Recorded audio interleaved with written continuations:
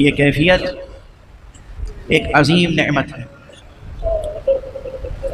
میں نے اس سے پہلے کہیں عرض کیا ہے کہ ایک انسان مومن کا کمال وجودی یہ ہے کہ اس کی نسبت حسین سے قائم ہو جائے۔ یہ جملہ بہت دقت طلب ہے، بہت غور طلب ہے۔ کمال وجودی یہ ہے، یہ میں صرف شاعرانہ لحاظ سے نہیں الفاظ کا استعمال کر رہا ہوں، بلکہ حکیمانہ و فلسفیانہ نقطہ نظر سے عرض کر رہا ہوں۔ ایک انسان مومن کا کمال وجودی یہ ہے کہ اس کی نسبت مولا حسین سے قائم ہو جائے۔ میں نے مولا حسین اس لیے کہا ہے تاکہ یہ یاد رہے کہ علی ابن ابی طالب علیہ الصلاۃ والسلام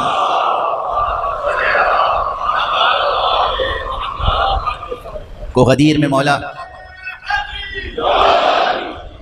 مولا کہا گیا تھا، لیکن اس پیغام ولایت کو جس مولا نے محفوظ رکھا ہے اس مولا کا نام مولا حسین۔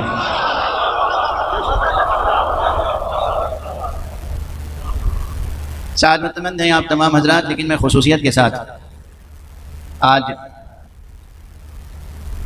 ممبر سے چند کلمے دعا کے، تعریف و تحسین کے نہیں، دعا کے سید ظفر عباس جعفری کے لیے عرض کروں گا، جو اس مجلس اور اس دانشگاہ حسینی کے لیے متحرک ہوئے، اور میری ایک گزارش پر بس ایک مرتبہ میں نے کہا کہ میرا دل چاہتا ہے کہ آقا حسین کے نام پر ایک یونیورسٹی قائم ہو، اور فوراً اس شخص نے اس کے لیے عملی اقدام کر کے دکھا دیا۔ پروردگار انہیں اور آپ کی تمام کمیٹی کے افراد کو اپنی خاص حفظ و امان میں رکھے، توفیقات میں اضافہ فرمائے، زندگی کی ہر سعادت و برکت سے سرفراز فرمائے۔ اس وقت کوئی تفصیلی بیان پیش نظر نہیں ہے، میرے ذہن میں تو بس یہ تھا کہ ایک سنگ بنیاد رکھنا ہے بنام دانشگاہ حسینی۔ یہ میری زندگی کا سب سے بڑا خواب ہے، اور یہ سمجھیے کہ میں اگر جی رہا ہوں تو شاید اسی لیے جی رہا ہوں۔ نہ جانے کتنی بڑی بڑی بیماریاں ہیں، مبتلا رہا، مہینوں مبتلا رہا، خود اپنی زندگی سے مایوس ہو گیا تھا، لیکن اس کے بعد اگر دوبارہ زندگی ملی، اس مجلس کے بعد، مختصر سی مجلس کے بعد جو سنگ بنیاد رکھا جائے گا انشاءاللہ، آج تو بس یہ اس یونیورسٹی کا یا اس دانشگاہ کا خاص ہدف ہوگا انشاءاللہ۔ دیکھیے ذاکروں کی ضرورت ہے، ذاکروں کی، ذاکرین امام حسین کی ضرورت ہے، لیکن کیسے ذاکرین کی ضرورت ہے؟ اول و آخر یہ جذبہ نہ ہو کہ آنے والا مجمع مجھے پہچان کے جائے، یہ جذبہ نہ ہو کہ آنے والا مجمع مجھے داد دے کر جائے، اور اگر مجھے آپ نے داد نہیں دی تو میں آپ کو عذاب الہی سے ڈراؤں۔ میں کیا، میرا فن کیا، میرا ہنر کیا، میرا ادب کیا، میری زبان کیا، سراپا اخلاص ہو کر جذبہ یہ ہونا چاہیے کہ ہر آنے والا یہاں سے جب واپس جائے تو آقا حسین سے اس کی نسبت میں اور مضبوطی پیدا ہو جائے۔ اس کائنات کا ہر ذرہ وسیلہ تعلیم بن سکتا ہے، اس کائنات میں پائی جانے والی ہر شے آپ کو آپ کے علم میں اضافہ کرتی ہے، آپ چاہیں تو اسے علم حاصل کر سکتے ہیں، ہر شے آپ کے علم کا امتحان کر سکتی ہے، ہر شے آپ کو تحصیل علم کا انعام دے سکتی ہے۔ بہت سوچ سمجھ کے عرض کر رہا ہوں، اس کائنات کی ہر شے آپ کے لیے وسیلہ کسب علم بھی ہے، وسیلہ امتحان علم بھی ہے، اور ہمارے یہاں ہر شے، جہاں پوری کائنات اللہ نے ایسی بنائی ہو جس کا ذرہ ذرہ وسیلہ تعلیم ہو، وہاں جہاں ذخیرہ علم رکھ دیا ہے اس کا نام ہے شہر علم۔ جوانان عزیز، کمر ہمت کس لیں، کس لیے؟ کسب علم کے لیے، برائے حسین کسب علم کریں، آقا حسین کی خدمت کے لیے، ان کے پاک تذکرے کو دنیا میں پھیلانے کے لیے۔ جہاں جہاں جو لوگ واقف نہیں ہیں آقا حسین سے اور ان کے کارناموں سے، آپ جا کے ان کی واقفیت میں اضافہ فرمائیں، انہیں واقف کرائیں، اور جہاں بھی دانشگاہ حسینی کی تاسیس کا موقع ہے تو میرا جی چاہ رہا ہے کہ میں یاد کروں ان تمام لوگوں کو جو کسی نہ کسی حیثیت سے ایک امتیاز کے ساتھ اس ذکر سے تعلق رکھتے رہے ہیں۔ اجزاء عزاداری میں مثلا ہمارے یہاں سوزخانی بھی ہے۔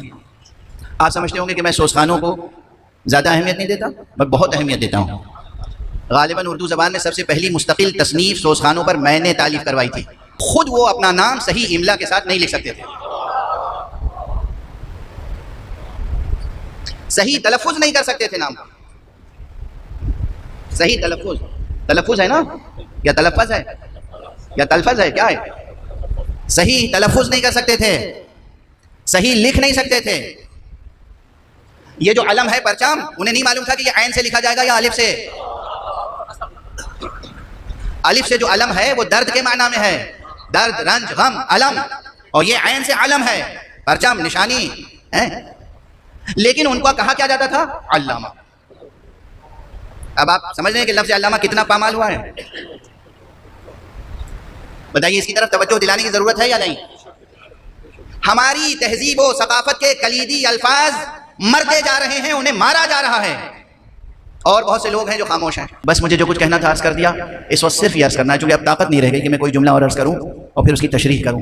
بس یہ تصور کر لیجئے تو اس وقت گریہ و ماتم کے لیے کافی ہے. سیدہ زینب کے ہاتھ بندھے ہوئے ہیں، رسن بستہ ہے بیوی، رسن بستہ ہے بیوی، اور بازار ہے، بازار جہاں وہ بھیڑ ہے، وہ مجمع ہے کہ جو مجمع تماشا دیکھنے کے لیے بلایا گیا ہے. اور کیا کہا گیا ہے؟ اس سے خارجی نے خروج کیا تھا، اسے شکست ہوئی، اس کے خاندان کے لوگوں کو اسیر کر کے لایا گیا ہے. ایک شور ہے، ایک شغف ہے. لیکن اس شور میں جناب سیدہ زینب نے ایک مرتبہ اشارہ کیا ہے، اشارہ کیا ہے کہ خاموش ہو جاؤ. بی بی کے اس اشارے کا یہ اثر ہوا کہ سواریوں کی گردنوں میں جو گھنٹیاں بج رہی تھیں وہ تک ساکت ہو گئیں. دربار میں کیا کیفیت تھی، کیا تاثیر تھی بی بی کے کلام کی؟ جب یزید سے خطاب کیا ہے، کد کیدک وسع سعیک، اے یزید جو بھی تجھے سازشیں کرنی ہے کر لے، جو بھی تجھے کوششیں کرنی ہے کر لے، لیکن خدا کی قسم تو ہمارے ذکر کو مٹا نہیں سکے گا.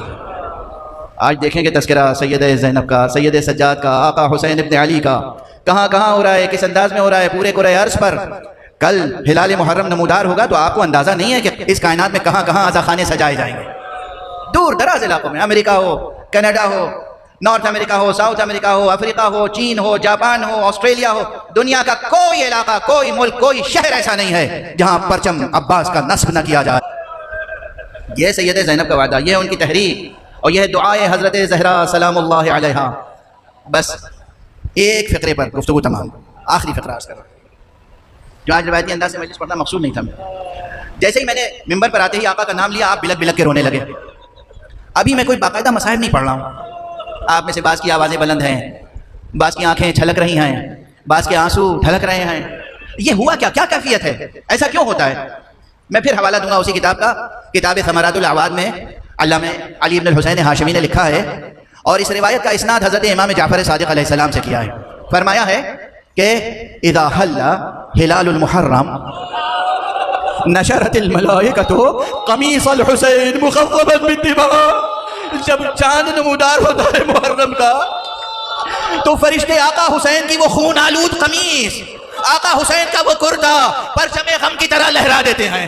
وہ پاکیزہ لہو، اس کی نکھت، اس کی خوشبو جب مشام جان عشاق تک پہنچتی ہے تو پھر انسان کو صبر و قرار نہیں رہتا، پھر ہر آنکھ سے آنسو بہتا ہے، ہر زبان پر یا حسین یا حسین یا حسین.